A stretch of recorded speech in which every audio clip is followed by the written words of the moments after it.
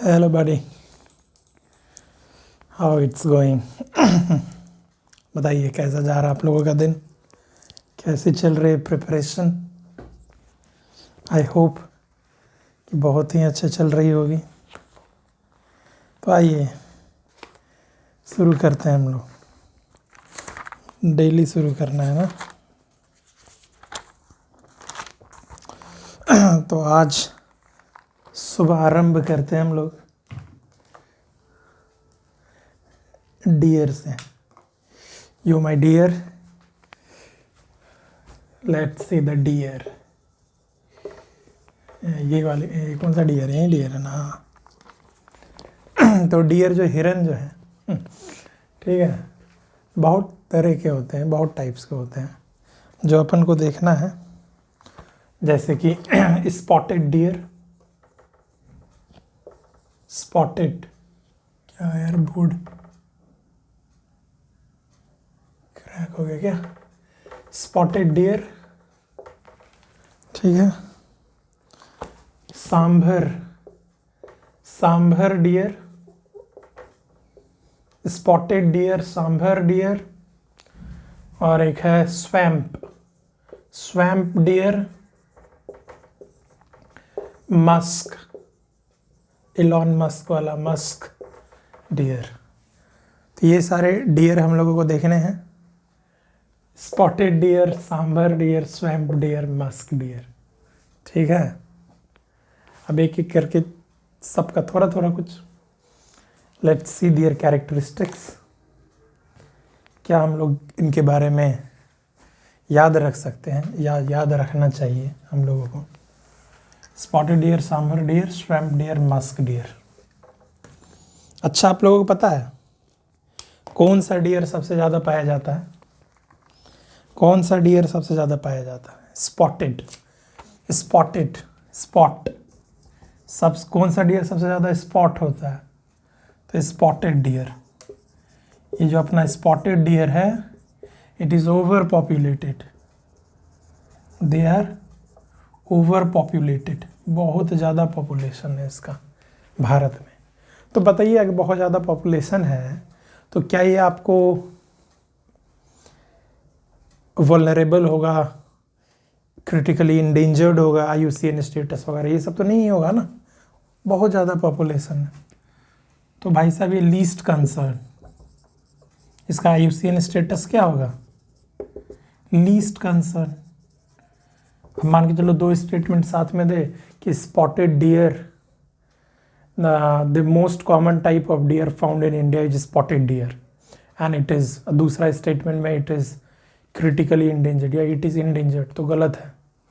एक जगह आप बता रहे होगे मोस्ट कॉमन सबसे ज़्यादा यहीं पाया जाता है इंडिया में, ओवर पॉपुलेटेड, दूसरी तरफ कैसे वो आपको इंडेंजर्ड हो सकता है? तो वो लीस्ट कंसर्न है। समझ रहे हो ना, दोनों स्टेटमेंट एक दूसरे का कॉन्ट्राडिक्टरी है। और इसके बारे में समझ लो, the most common over populated है। सबसे ज़्यादा कौन सा डियर आपको देखने को मिलता है? चिड़ियाघर में देखे होगे स्पॉटेड डियर, जो स्पॉट स्पॉट धब्बा धब्बा जो बना रहता है डियर पर, वही वाला डियर है ये स्पॉटेड डियर। आपको नेटिव कहाँ का है? नेटिव टू इंडियन सब कॉन्टिनेंट, नेटिव टू इंडियन सब कॉन्टिनेंट, ठीक है। और sexual dimorphism, it possess sexual dimorphism. Sexual dimorphism का मतलब समझ में आता? मॉर्फ, मॉर्फ का मतलब होता फॉर्म। तो भाई साहब मेल डियर और फीमेल डियर अलग अलग दिखते हैं। इसका कहने सेक्सुअल डाइमॉर्फिज्म का मतलब हो गया कि male deer looks different from female deer. जैसे ह्यूमन में होता है male and female looks different to each other, उसी तरीके से स्पॉटेड डियर में मेल फीमेल में डिफ्रेंशिएट आप कर सकते हो। बहुत सारे ऐसे जानवर में जिनमें ये सेक्सुअल डाइमॉर्फिज्म नहीं है। You can not differentiate by just looking at them, you can not differentiate. आप ये नहीं कह सकते हो वेदर इट इज मेल और फीमेल, ठीक है, आप ये नहीं कह सकते। तो लेकिन ये स्पॉटेड डियर के बारे में आप कह सकते हो। तो ये स्पॉटेड डियर के बारे में इतना आपको थोड़ा सा कॉमन सेंस, कॉमन नॉलेज होगा तो you will be easily mark the right answer. ठीक है। मेल जो होता है जनरली लार्जर होता है, male deer, male spotted deer generally larger in size than female deer. ठीक है। और इसका कॉमन नेम चीतल है, इसको चीतल भी बोलते हैं हम लोग, या एक्सिस भी बोलता है, एक्सिस है। ये सब तो उतना नहीं पूछेगा, चीतल, एक्सिस। मेनली आपको आइडिया होना चाहिए कि स्पॉटेड डियर का जनरल बस आइडिया होना चाहिए। ठीक है। अच्छा, कुछ कुछ ये देख लो, एक आध रिजर्व देख लो, जैसे पेंच टाइगर रिजर्व कहाँ पर पता है? पेंच टाइगर रिजर्व, पेंच टाइगर रिजर्व, जल्दी बताइए। पेंच टाइगर रिजर्व आपको है मध्य प्रदेश में, मध्य प्रदेश में, मध्य प्रदेश में पेंच टाइगर रिजर्व, पेंच टाइगर रिजर्व मध्य प्रदेश में। ठीक है। मुडुमलाई टाइगर रिजर्व कहाँ पर है? मुडुमलाई, मुडुमलाई टाइगर रिजर्व कहाँ पर है? मुडुमलाई टाइगर रिजर्व कहाँ पर है? जल्दी जल्दी। Nilgiri hills of Tamil Nadu, Nilgiri hills of Tamil Nadu, Nilgiri hills of Tamil Nadu, Mudumalai tiger reserve. देखिए जो सा न्यूज़ में चल रहा है तो वो तो आपको एटलीस्ट याद रखना ही होगा, क्योंकि ऐसे तो 500, more than 500 national parks, wildlife sanctuaries and many of tiger reserves are there in India, but we should only remember those who are highlighted, who are under news, जो कि न्यूज़ में चल रहा है, which are under news, which are under news. Pench tiger reserve, Pench Pench Pench, Pench tiger reserve Madhya Pradesh, Pench Madhya Pradesh. अब मुडुमलाई तो अपना कहाँ पर है? Nilgiri hills of Tamil Nadu, Mudumalai tiger reserve, Nilgiri hills of Tamil Nadu. ठीक है। और हाँ, ये सब टाइगर रिजर्व वगैरह सीजीएल में भी पूछ सकता है, तो सीजीएल वाले भी बहुत ध्यान से देखें। ठीक है। एंड सांभर डियर, दूसरा क्या था? सांभर डियर। सांभर सुने हो? सांभर, सांभर, सांभर, इडली सांभर, सांभर होता है ना सब्जी जैसा, पानी पानी वाला सब्जी होता है ना, पानी वाला सब्जी। तो ये सांभर डियर जो है ना, water dependent, water dependent deer है ये। कुछ डियर होते हैं जिसको when you go through some zoo या सम, आप कुछ भी करोगे, क्या कहते हैं उसको, सफारी वगैरह, तो कुछ डियर देखिएगा आप लेक के around, they roam generally around a lake, कोई समुद्र, लेक, तालाब, समुद्र नहीं, कोई तालाब के अराउंड वो रहते हैं, वहीं पे वाटर डिपेंडेंट होते हैं, तालाब के अराउंड ही कुछ कुछ डियर पाए जाते हैं। तो वो डियर बेसिकली सांभर डियर होते हैं, water dependent deer, sambar deer. बोलो बोलो, वाटर डिपेंडेंट डियर कौन है? सांभर डियर। ये भी इंडिया का ही नेटिव है। Spotted deer native to India subcontinent, it is also native to Indian subcontinent, ये भी इंडियन सब कॉन्टिनेंट में है। ठीक है। Indian subcontinent and South East Asia, native to Indian subcontinent and South East Asia and South East Asia. और ये आपको इसका IUCN स्टेटस है, ये वल्नरेबल है। मोस्ट कॉमन तो कौन सा था? स्पॉटेड वाला था ना, ये वल्नरेबल है। ठीक है, ये वल्नरेबल है। अच्छा, अगर ये बोला जाए, मान के चलो कि ऑल डियर लिव अलोन, या फिर ये बोला जाए all deer live in group या स्टे इन ग्रुप, क्या वो हमेशा ग्रुप में जा रहते हैं क्या डियर? ये सारे डियर अकेले रहते, कुछ अकेले भी रहते हैं, कुछ ग्रुप में भी रहते हैं। तो भाई उसका मन है, उसको जैसे रहना है, तो सारे डियर ऐसा थोड़ी कि ग्रुप में ही रहते हैं, किसी किसी का मन होता है अकेले रहने का, तो उसको अकेले रहने दो ना भाई, तुम्हारा क्या जा रहा है इसमें? हाँ, रहने दो उसको अकेले।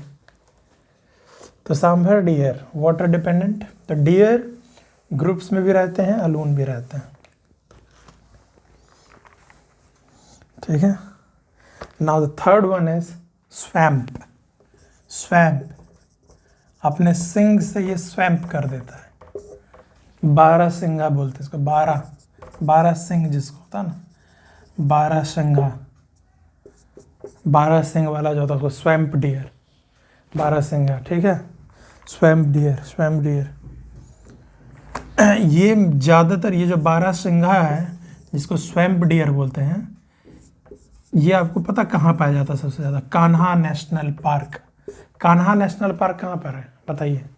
कान्हा नेशनल पार्क कहाँ पर है? जहाँ पर पेंच टाइगर रिजर्व था, जहाँ पर पेंच टाइगर रिजर्व था। पेंच टाइगर रिजर्व कहाँ पे था? मध्य प्रदेश। तो Kanha national park, Pench tiger reserve, ये सब कहाँ पर है? Pench tiger reserve, Kanha national park, ये सब मध्य प्रदेश में। तो कान्हा जी मध्य प्रदेश, वहाँ पे 12 सिंघा वहीं पर रहेगा, स्वैम्प डियर। ये भी वल्नरेबल है, वल्नरेबल कैटेगरी में ये भी है, IUCN स्टेटस इसका। ग्रैमिनीवोरस है ये, ग्रैमिनीवोरस है।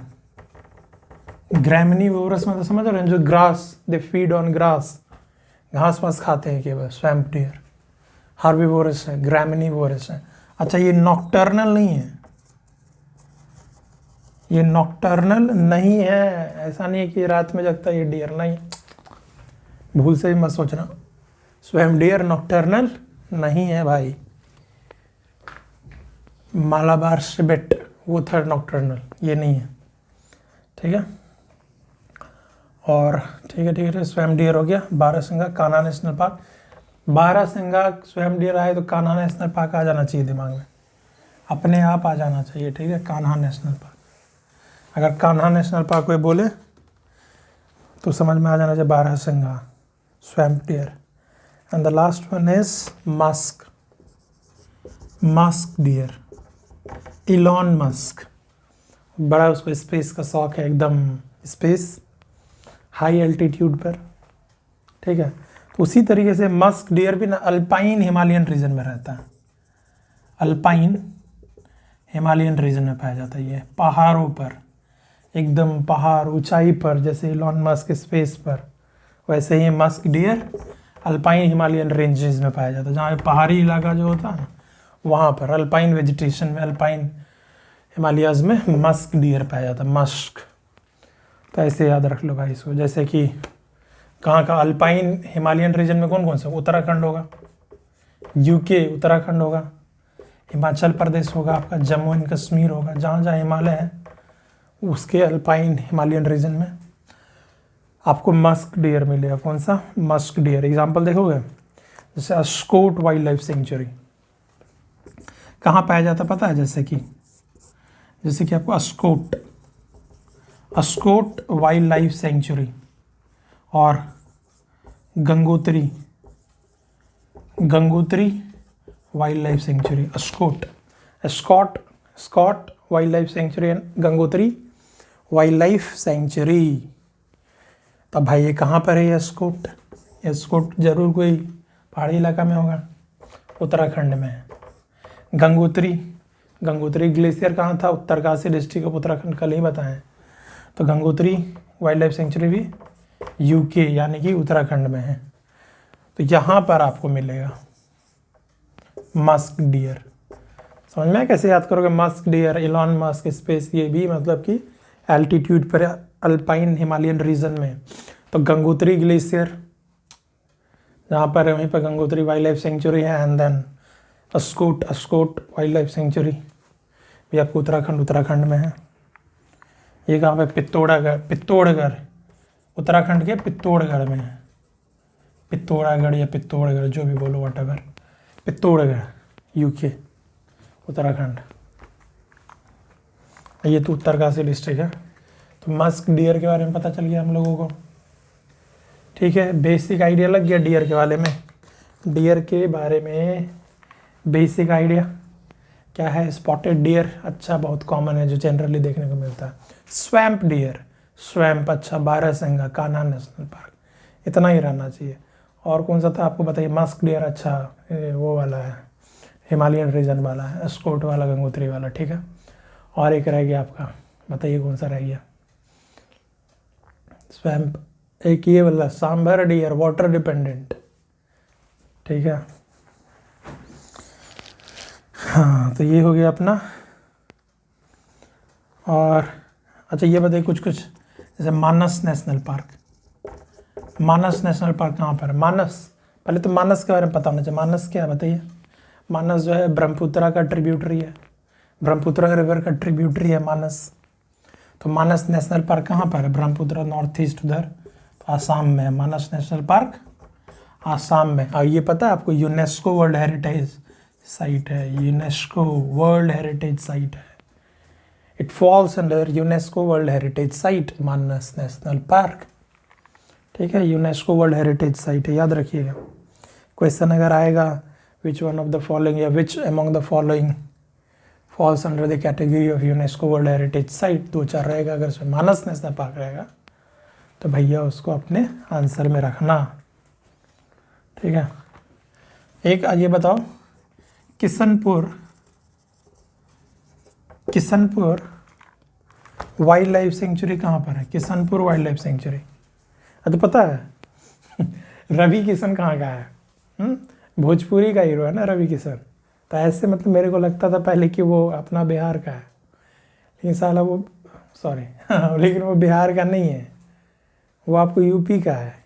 रवि किशन यूपी का, इसीलिए किशनपुर जो है, किशनपुर यूपी। तो Kishanpur wild life sanctuary UP में है। ठीक है, चूँकि रवि किशन वहाँ का, याद कर लीजिए। ठीक है, यूपी का है। दुधवा नेशनल पार्क भी यूपी का ही है। दुधवा नेशनल, ये तो याद रहता सबको। Dudhwa national park UP. Valmiki tiger reserve west Champaran Bihar का है। ठीक है, ये अब दुधवा नेशनल पार्क यूपी का, किशनपुर यूपी का, Manas Assam UNESCO world heritage site. देखिए कुछ याद करते चलिए, ऐसे तो भंडार है, जान नहीं छूटने वाला है। ठीक है, तो ये अपना एक ये ख़त्म हो गया। नेक्स्ट एक टर्म था, जैसे कि हो सकता है कि इस साल बहुत सारा देख रहे हो ना एयरप्लेन क्रैश वगैरह, तो हो सकता है 2-4 एयरपोर्ट का नाम दे, लोकेशन पूछे, भाई बताओ ये एयरपोर्ट कहाँ, ये एयरपोर्ट कहाँ पर है, मैच द फॉलोइंग टाइप का कुछ भी दे सकता है। जारिच एयरपोर्ट बताओ कहाँ पर है? जारिच एयरपोर्ट बताइए। स्विट्जरलैंड में, स्विट्जरलैंड, जारिच एयरपोर्ट स्विट्जरलैंड। ऐसे भी जारिच वर्ड अगर है ना, ZARICH, तो समझ जाइएगा वो स्विट्जरलैंड में है। ठीक है, all right guys, all right, बहुत ही क्लियर दिख रहा है वीडियो। जारिच नेशनल, सॉरी हाँ, Zurich airport Switzerland, Zurich. Location based, map based question भी आते हैं ना, तो इसीलिए मैं बता रहा हूँ ये। Zurich airport Switzerland. और हाँ, ये आइए एक थोड़ा सा something related to history. We can not ignore history भाई, हिस्ट्री को इग्नोर नहीं कर सकते। विजयनगर एम्पायर का एक एम्पायर का नाम है कृष्णदेवराय।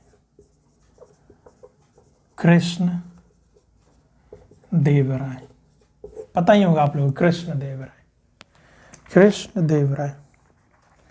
तो इनके द्वारा जो लैंड टैक्स रेट लगाया जाता था based on the quality of land, तो जो ये लैंड टैक्स रेट जो लगाते थे ये इनके during the rain of Krishnadevaraya, land tax rate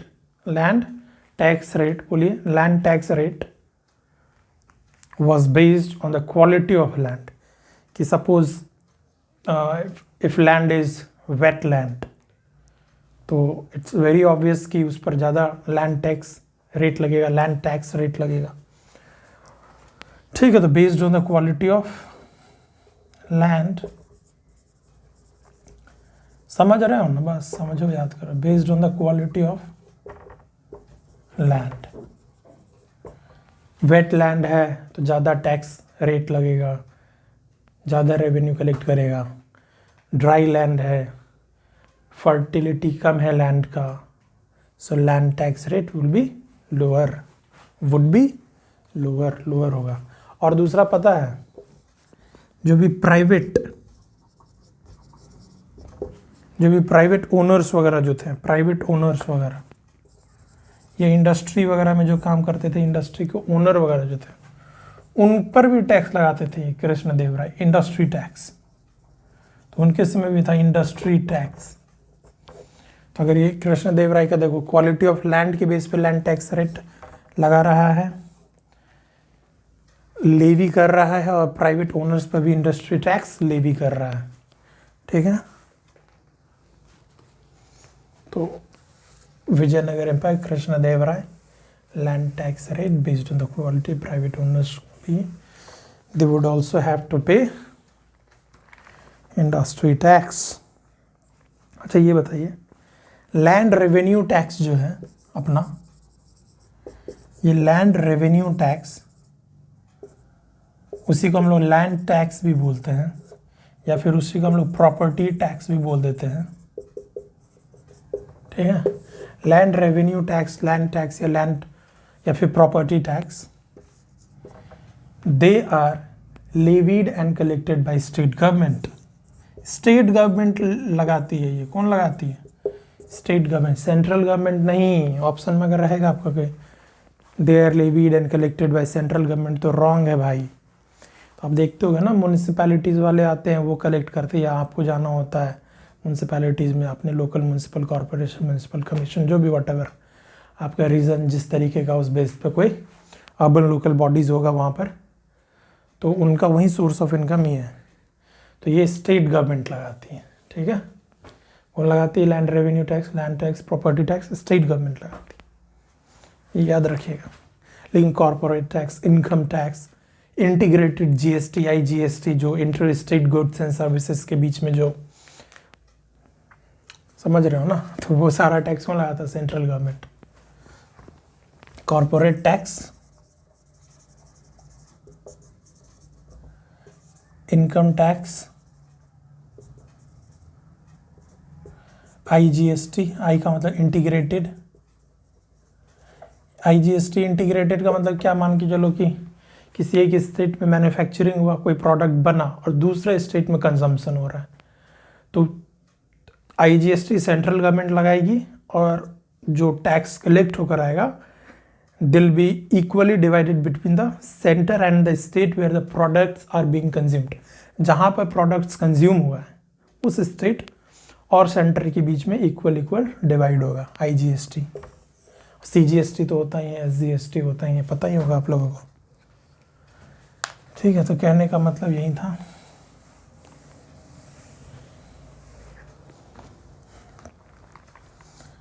हाँ, आइए थोड़ा सा हिस्ट्री में और चले। Let's deep dive into the history. थोड़ा सा हिस्ट्री में आए, और हम लोग थोड़ा सा ये देखना चाह रहे हैं कि लैंड रेवेन्यू सिस्टम कैसा था। Land revenue system in India during British rule. ठीक है, लैंड रेवेन्यू सिस्टम कैसा था ब्रिटिश रूल के टाइम में। हम लोगों को पता है सबसे पहले permanent settlement system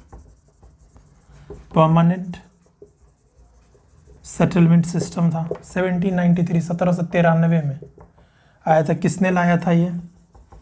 it brought in by, बताओ, लॉर्ड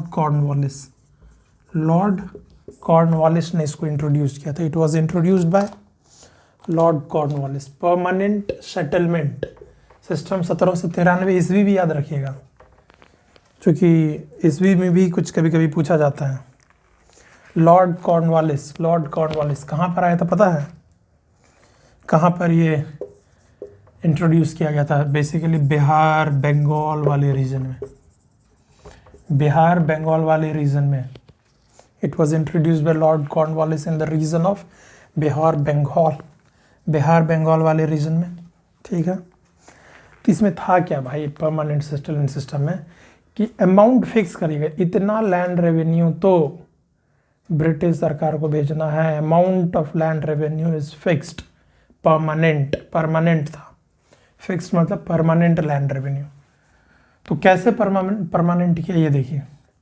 तो जमींदार वाला मतलब कि जो जमींदार्स को लैंड का ओनरशिप दे दिया गया, मतलब कि जमींदारी सिस्टम काइंड ऑफ आ गया कि जो भी लैंड है ब्रिटिश क्या किया, वो लैंड का ओनरशिप, लैंडलॉर्डशिप जमींदार को दे दिया। और जमींदार अपने अंदर रखते थे पेजेंट्स को, टेनेंट्स को, तो उनसे लैंड कलेक्ट करते थे। तो जैसे मान के चलो 10/11 हिस्सा इनको देना होता था, 11 में से 10 भाग ब्रिटिश को देना होता था। ये जमींदार देते थे ब्रिटिश को 10/11 और खुद 1/11 भाग रखते थे। 11 भाग में टैक्स बटा तो 1 भाग खुद रखते थे, 10 भाग ब्रिटिश सरकार को देते थे जमींदार। ठीक है।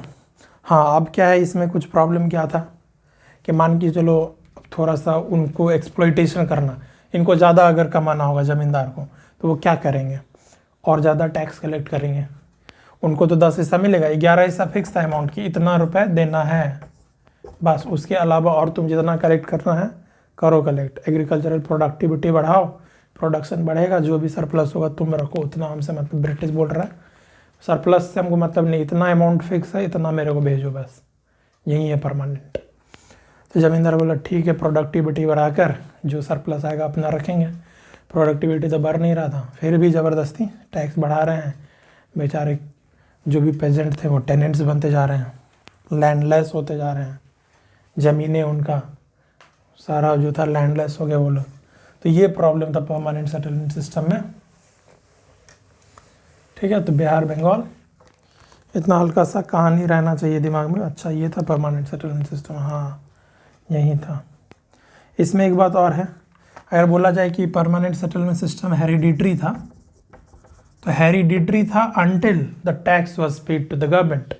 जब तक आप ब्रिटिश गवर्नमेंट को टैक्स पे कर रहे हो तब तक ये हेरिडिटरी है। आप जमींदार हो तो आपका बेटा भी जमींदार ही बनेगा। लेकिन अगर टैक्स पे नहीं कर रहे हो, 10/11 10 भाग नहीं भेज रहे हो अगर उसको आप, तो भाई फिर आपका जो ये ज़मींदार जो भी आपका लैंड है उसको ऑक्शन किया जाएगा, दूसरे ज़मींदार को दिया जाएगा। तो मतलब वो ट्रांसफरेबल भी था। हेरिडिटरी अंटिल, कब तक था hereditary? Until tax was paid, जब तक टैक्स पे कर रहे हो तब तक हेरिडिटरी है, अदरवाइज ट्रांसफरेबल। अदरवाइज क्या है? ट्रांसफरेबल है। ठीक है, ये बात समझ गए।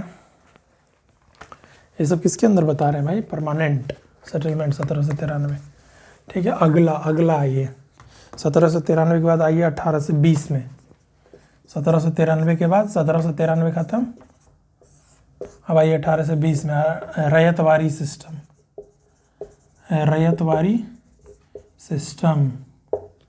रैयतवारी सिस्टम कौन सा सिस्टम? रैयतवारी सिस्टम किसके द्वारा इंट्रोड्यूस किया गया था? जल्दी बताइए। Alexander Read and Thomas Munro. Alexander Read and Thomas Munro. Alexander Read and Thomas Munro. Alexander Read and Thomas Munro, ये इंट्रोड्यूस किया गया था आपको बॉम्बे एंड मद्रास प्रेसिडेंसी में। Permanent settlement system Bihar Bengal में, और ryotwari system Bombay and Madras presidency में। बॉम्बे एंड मद्रास प्रेसिडेंसी में Alexander Read and Thomas Munro के द्वारा। याद रखना, एकदम याद रखना है, जो भी लिख रहा हूँ सारा कुछ याद रखना है भाई। Bombay and Madras presidency. तो अभी रैयत का मतलब पता है क्या होता है? रैयत, RY, रैयत का मतलब होता है, ये रैयत का मतलब होता है पेजेंट, किसान। तो पहली बार ऐसा हुआ, अभी तक क्या हो रहा था, काइंड ऑफ जमींदारी सिस्टम ही चल रहा था कि एक को भाई जमींदार बनाओ, हेड बना दो, उसके अंदर किसान को रख दो, फिर वो हेड आएगा, जमींदार आएगा, अपने को पैसा देकर जाएगा, रेवेन्यू कलेक्ट वो करेगा, कलेक्टर का काम करा। तो पहली बार ऐसा हुआ कि ना, जमींदारी हटाओ भाई ये, ठीक है। तो अब डायरेक्ट पेजेंट से इंडिविजुअली टैक्स कलेक्शन, एक एक किसान के पास जाकर इंडिविजुअली उससे टैक्स कलेक्ट करने का सिस्टम स्टार्ट किया गया था।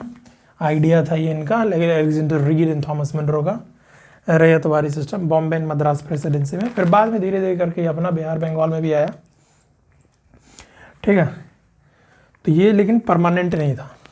तो अगर कभी बोला जाए कि ये क्या परमानेंट सिस्टम था, क्या ये परमानेंट सिस्टम था? नहीं था। बेस्ड ऑन फार्मर, अलग अलग फार्मर से अलग अलग टैक्स। अब देखो इंडिविजुअल कलेक्शन हो रहा है ना, यहाँ पर हर एक फार्मर से जाके कलेक्ट कर रहा है, इंडिविजुअल कलेक्शन हो रहा है टैक्स।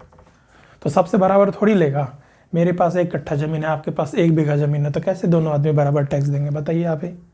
इंडिविजुअल कलेक्शन होगा तो आप ज़्यादा दीजिएगा ना, 1 बीघा ज़मीन लेके रखे हो, ज़्यादा टैक्स भरो।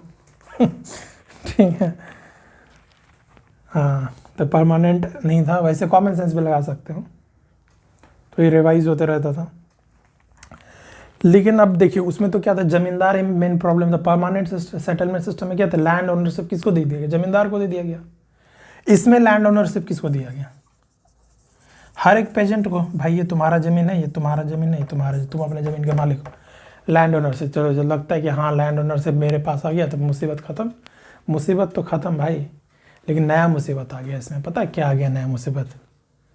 यहाँ पर मुसीबत आ गया मनी लैंडर। यहाँ पर मनी लैंडर आ गया, बिचौलिया सब आ गए, इंटरमीडियरीज वगैरह। फिर से जो बीच वाला था जमींदार हटा गया, मनी लैंडर। अब मान के चलो भाई उसको तो पे करना है, क्या कहते हैं, एग्रीकल्चरल प्रोडक्शन हो ना हो, पे तो करना है रैयत को, पेजेंट को। अब पैसा तो है नहीं, पैसा किससे ले? तो जो उस समय पैसा देने वाले मनी लैंडर थे, जो भी इंटरमीडियरीज थे, जो कि पैसा लगाते हैं रेट पर, दर पर, तो उनसे पैसा लेते थे। तो मनी लैंडर आ गया बीच में, ठीक है। तो भाई अब वो ज़्यादा 10 टका 20 टका चार्ज कर रहा है, 10%, 20%, 50%। पता ही आपको कंपाउंड इंटरेस्ट कैसे भागता है।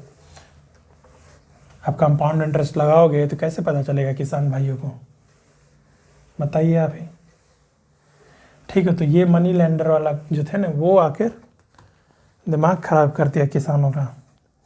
तो इसीलिए आप देखोगे 1875 में डेक्कन राइट हुआ था। एक राइट हुआ था 1875 में, डेक्कन राइट। तो पता है इसका कारण क्या था? यही था, रैयत वर्सेस मनी लैंडर। रैयत मतलब किसान, मतलब पेजेंट वर्सेस मनी लैंडर। वहीं जो इतना ज़्यादा जो हो रहा था, ये पैसा लैंड करते थे, ये बेचारे बोरोवर थे। तो ये राइट हुआ डेक्कन रहता। डेक्कन बॉम्बे एंड मद्रास में रैयतवारी सिस्टम कहाँ पे हुआ था भाई? डेक्कन रीजन में हुआ था, बॉम्बे मद्रास प्रेसिडेंसी। कहाँ पर है? डेक्कन। तो ये भाई ये था मतलब कि कॉन्सिक्वेंसेस ऑफ रैयतवारी सिस्टम जो 1820 में आया था। तो उसी की वजह से आपका डेक्कन राइट हुआ। तो एक साथ याद रखिए, ठीक है। डेक्कन राइट 1875 में। कैसे याद रखोगे? अच्छा, डेक्कन राइट, डेक्कन रीजन में ऐसा क्या हुआ था? अच्छा, 1820 में रैयतवारी सिस्टम आया था। हो सकता है उससे कहीं लिंक तो नहीं है 1800, हाँ उसी से लिंक है, ठीक है। अब उसके बाद तीसरा जो आया 1822 में, ये मतलब कि काइंड ऑफ मानो कि जमींदारी सिस्टम को थोड़ा सा मॉडिफाइड कर दिया गया, मतलब नया वर्जन बना रहा। सेम चीज़ है, बस पॉइंट 1, पॉइंट 2, पॉइंट 3 जो करते हैं। मालवारी सिस्टम, मालवारी सिस्टम 1822 में, मालवारी सिस्टम, ठीक है। तो महल, महल का मतलब क्या होता है बताइए? महल का मतलब होता है विलेज, विलेज। अब यहाँ क्या है कि अब टैक्स कलेक्शन कौन करे पता है? पहले जमींदार कर रहा था, यहाँ केवल उसको जमींदार हटा के बोल रहा है कि विलेज हेडमैन करेगा। तो साला वही हो गया ना, एक तरीके का जमींदार हो गया। विलेज हेडमैन करेगा। कौन करेगा? Village headman.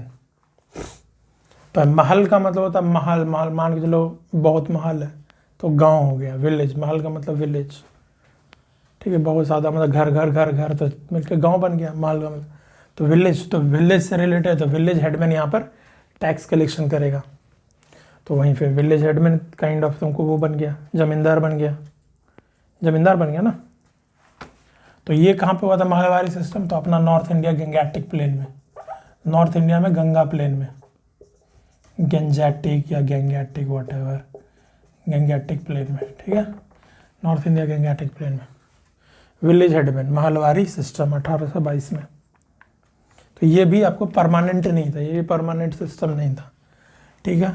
अब इसकी वजह से क्या हुआ, यही सब भी गुस्सा एकदम अंदर में बढ़ता जा रहा था उनका। तो एकदम 1857 में जो रिवोल्ट हुआ था उसमें one of the long term reason is that, ये भी था, ठीक है। One of the long term reason of 1857 revolt is Mahalwari system. अगर कभी मेंस में क्वेश्चन आए, ऐसे तो नहीं आएगा, हाँ अगर आप स्टेट पीएससी दे रहे हो तो उसमें आएगा। तो अगर वहाँ पर 1857 रिवोल्ट से रिलेटेड क्वेश्चन आए तो आपको लिखना है what are the causes factors responsible for the 1857 revolt. तो लॉन्ग टर्म कॉजेज जब लिखोगे तो उसमें महलवारी सिस्टम भी ज़रूर मेंशन करना, 1822 का महलवारी सिस्टम को भी मेंशन करना, उसकी वजह से भी 1857 का रिवोल्ट हुआ था, ठीक है। हाँ भाइयों, तो ये हम लोग क्या देख रहे थे, लैंड रेवेन्यू सिस्टम देख रहे थे, परमानेंट, रैयतवारी एंड महलवारी। अंतर पता चल गया ना, बस काफ़ी है। तो परमानेंट में लॉर्ड कॉर्नवालिस 1793 परमानेंट कर दिया था, इतना पे करना ही है 10/11। रैयतवारी किसानों से बॉम्बे मद्रास प्रेसिडेंसी में मनी लैंडर आ गया था, फिर डेक्कन राइट, फिर ये मॉडिफाइड करके गंगा फिर से नॉर्थ इंडिया में वहीं लाया गया, बिहार बंगाल में महलवारी सिस्टम। तो 1857 का रिवोल्ट। तो देख रहा हूँ ना, तो इससे अल्टीमेटली कोई भी सिस्टम लॉस किसको झेलना पड़ रहा है, पेजेंट को। जो पेजेंट थे वो टेनेंट बन रहे हैं। कहने का क्या मतलब, कहने का ये मतलब पेजेंट है तो उनके पास कुछ ना कुछ लैंड पोजेसन है, उनके पास कुछ ना कुछ ज़मीन है। लेकिन जो टेनेंट है अब वो बंधुआ मजदूर काइंड ऑफ हो गए, काइंड ऑफ बंधुआ मजदूर है, उनके पास ज़मीन नहीं है, लैंडलेस लेबर हो गए वो। तो ये प्रॉब्लम हो रहा था। इसलिए जब भारत आज़ाद हुआ तो लैंड रिफॉर्म हुआ सबसे पहले। इंडिपेंडेंट इंडिया में जब भारत आज़ाद हुआ था तो लैंड रिफॉर्म हुआ था, ठीक है। तो लैंड, इसका सबसे मेन एम क्या था, to provide land to the landless farmers. जो भी लैंडलेस हो उनको ज़मीन प्रोवाइड करो। इधर जो ज़मींदार इतना पूरा गांव 4-5 गांव लेकर बैठे हैं, उनका ज़मीन लो, लैंड सीलिंग लगा हुआ है, इतना ही लैंड तुम अपने पास रख सकते हो, बाकी दो सरकार को, सरकार फिर लैंडलेस के बीच उसको इक्विटेबली डिस्ट्रीब्यूट करेंगी। तो इसका एम क्या था लैंड रिफॉर्म का, कि लैंडलेस को लैंड देना, provide land to landless farmers या टेनेंट्स। तो ये इनका एम था लैंड, ठीक है। तो ये समझ गया ना, तो यही कहानी था। इस तरीके से लैंड रिफॉर्म का मकसद ये बना था। क्यों? चूँकि उससे पहले जो भी ब्रिटिश का समय में लैंड रेवेन्यू सिस्टम आ रहा था, सारे से लॉस इनको ही हो रहा था। हाँ, अब अगला क्या है सर, देखें 1 मिनट कितना टाइम हो गया। अरे भाई टाइम तो बड़ा तेज़ी से भागता है।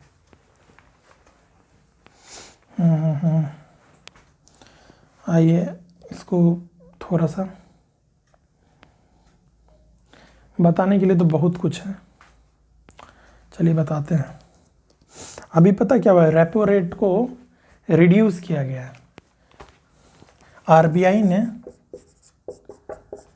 रेपो रेट को कम किया है। Recently, we have seen in the news that the RBI has reduced its repo rate. What is repo rate? A repo rate is the interest rate at which RBI, the Central Bank of India, provides money, lends money to all other banks. जिस interest rate पर central bank RBI दूसरे banks को, commercial banks को loan देती है, provide करती है, उसको रेपो रेट बोलते हैं, रीपर्चेजिंग ऑब्लिगेशन के साथ। तो पहले हुआ करता था 6.5% के इंटरेस्ट पर आरबीआई देती थी। जैसे आरबीआई है, ये लैंड मनी पैसा दे रही है बैंकों को, किस रेट पर दे रही है? At the rate of repo rate. ये याद रख लो आप लोग, ठीक है। आरबीआई मनी लैंड कर रही है बैंकों को किस रेट पर? रेपो रेट पर। तो पहले ये रेपो रेट कितना हुआ करता था? It used to be 6.5%, now it has been revised to 6.25%। घटाकर इसको 6.25% कर दिया गया है। कितने से घटाया गया है इसको? 25 बेसिस पॉइंट से। देख रहे हो ना, 0.5 मतलब 50, 0.25 25, तो 25 बेसिस पॉइंट घटाया गया। मतलब पॉइंट क्या बोलोगे उसको, 0.01 जो परसेंट हो गया वो 1 बेसिस पॉइंट हो गया। मतलब एक मान 1% में मान 100 बेसिस पॉइंट है, जैसे 1 रुपये में 100 पैसा है, उसी तरीके से।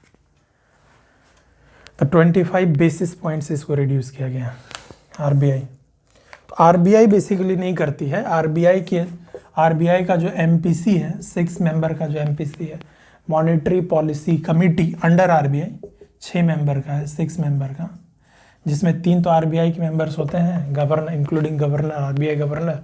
कौन है आरबीआई गवर्नर? यूपीएससी में नहीं पूछेगा, लेकिन एसएससी में पूछ सकता है। बताइए, आरबीआई गवर्नर संजय मल्होत्रा। कौन है?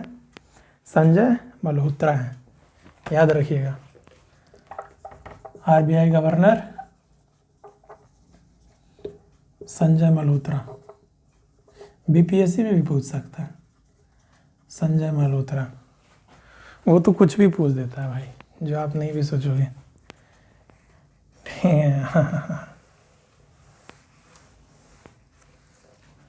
तो ये एमपीसी, ठीक है।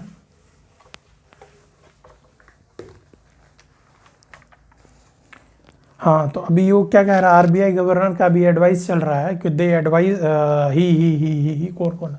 RBI governor Sanjay Malhotra advised bank कि भाई जाओ take loan from call money market. मतलब रेपो रेट पे मेरे से मत लो लोन, बोल रहा आरबीआई बोल रहा है कि मेरे से लोन मत लो, महंगा पड़ेगा। तुम जाओ नोटिस मनी मार्केट में जाओ, कॉल मनी मार्केट में जाओ, वहाँ से लोन लो, तो वहाँ से आपका लिक्विडिटी मेंटेन रहेगा। कहने का मतलब वो कि वहाँ कॉल मनी मार्केट में क्या होता है कि एक बैंक दूसरे बैंक को आपस में ही लोन प्रोवाइड करती है, ठीक है। वो बोल रहे हैं कि कॉल मनी मार्केट का यूज कीजिए। और अभी एक चीज़ और हुआ है। अच्छा, ये सब जो हुआ है ना, ये सब एक्चुअली में जो एक पेज जो बहुत ही इकोनॉमिक्स का बेसिक सा एक है कॉन्सेप्ट है कि ग्रोथ इन्फ्लेशन कॉन्फ्लिक्ट। अब इसको डिटेल में समझाने के लिए थोड़ा सा 15-20 मिनट लग जाएगा। तो ग्रोथ इन्फ्लेशन की वजह से मान के चलो कि अब क्यों, अब थोड़ा सा कॉमन सेंस बतलाओ, कॉमन सेंस से डिस्कस करते हैं, ठीक है। अब देखो भाई कि बैंक आरबीआई लोन दे रही थी 6.5 पर, अब लोन दे रही है 6.25 पर, लोन का रेट कम कर रही। इट मीन्स कि भाई लोग ज़्यादा, बैंक ज़्यादा आके पैसा लेगी। पहले महंगा मिल रहा था लोन, अब सस्ता मिल रहा, तो ज़्यादा पैसा लेगी, बैंकों के पास ज़्यादा पैसा आएगा, तो लोगों के पास ज़्यादा पैसा आएगा, मनी सप्लाई बढ़ जाएगा, इकोनॉमी में पैसा बढ़ जाएगा, लोगों के हाथ में पैसा आ जाएगा, ठीक है। बैंक के पास ज़्यादा है तो लोगों के पास भी आ जाएगा, क्योंकि बैंक भी अब सस्ते रेट पे देगी अपन को लोन, तो हम लोग भी जाएंगे लोन लेने। तो मार्केट में पैसा आया तो क्या होगा कि इकोनॉमिक ग्रोथ होगा, इकोनॉमिक एक्सपेंशन होगा, ज़्यादा खरीदेंगे, ज़्यादा हाथ में पैसा आता ज़्यादा कर देंगे, तो ग्रोथ बढ़ेगा उससे। तो अभी जो काम कर रहे हैं ग्रोथ बढ़ेगा, ग्रोथ तो बढ़ेगा, फिर चीज़ों का डिमांड बढ़ेगा, डिमांड बढ़ेगा, सप्लाई उतना ही है, डिमांड बढ़ेगा तो फिर इन्फ्लेशन बढ़ जाएगा। तो आप ग्रोथ बढ़ाना चाहते हो तो महंगाई भी बढ़ जाता है, समझ में। अगर महंगाई कम करना चाहते हो इन्फ्लेशन, तो ग्रोथ भी कम हो जाता है। जीडीपी ग्रो कर ही नहीं रहा है, लो भैया महंगाई मत करो, तो भैया जीडीपी ग्रो कर रहा है, इन्फ्लेशन बढ़ेगा। आप इन्फ्लेशन को पकड़ोगे तो फिर जीडीपी ग्रो नहीं करेगा। तो इसीलिए जीडीपी ग्रोथ और इन्फ्लेशन दोनों का कॉन्ट्राडिक्टरी चलते रहता है। तो ये मतलब कि एक कॉन्फ्लिक्ट है ग्रोथ, उसी लिए मतलब on the basis of that this decision is taken by our honourable RBI governor Sanjay Malhotra, ठीक है। तो ये बात है, और इससे बाकी और थोड़ा डिटेल में बताएंगे कभी बेसिक क्लास में। जानना हो तो कमेंट करें, मैसेज करें, सब्सक्राइब भी कर दें ठीक है। तो और थोड़ा बेसिक्स के बारे में बताएंगे तो और अच्छे से समझ में आएगा। कोशिश कर रहे हैं कि कम टाइम में आप लोगों को ज़्यादा समझाया जाए, ज़्यादा से ज़्यादा समझ। अगर फिर भी समझ में नहीं आ रहा है तो बताइए कि क्या समझ में नहीं आ रहा है, ठीक है। और एक दो पॉइंट बस लास्ट, ऐसे तो काफ़ी कुछ है लेकिन पूरा कैटर नहीं कर पा रहे हैं इतने 40 मिनट में। एक जैसे कि अभी आरबीआई गवर्नर ने बोला कि बैंक.in जो अपना क्या होता है यार ये सब www.URL होता है ना, URL, बैंक.in जितना भी बैंक है ना उनको ये URL यूज़ करना है, बैंक.in, ठीक है। और जितने भी NBFCs हैं उसको fin.in यूज़ करना है। NBFCs जो है non banking financial companies, non banking financial, उनको क्या यूज़ करना है, fin.in। क्यों भाई, ताकि कर्व किया जा सके, कम किया जा सके साइबर फ्रॉड वगैरह जो भी हो रहा है इतना ज़्यादा, साइबर फ्रॉड जो हो रहा है इतना ज़्यादा कम हो सके। तो अगर आप देखना कोई भी URL है और जैसे SBI का URL है किसी का, अगर उसके URL के अंत में बैंक.in है तो समझना है कि ये जो वेबसाइट पे जो हम क्लिक कर रहे हैं एकदम सही वेबसाइट पे क्लिक कर रहे हैं। अगर उसके URL में बैंक.in नहीं दिख रहा है तो मत क्लिक करना। किसी कोई फ्रॉड, साइबर फ्रॉड वेबसाइट बना के रखा हुआ है एज इट इज, सारा कुछ दिखेगा आपको, बनाना इजी है, वो कोई भी बना लेगा, आप भी बना लोगे 1 सप्ताह में, ठीक है। तो बैंक.in, fin.in, तो ये यूज़ करना है। क्यों करना है, साइबर फ्रॉड कम करने के लिए, साइबर सिक्योरिटी को बूस्ट करने के लिए, ठीक है।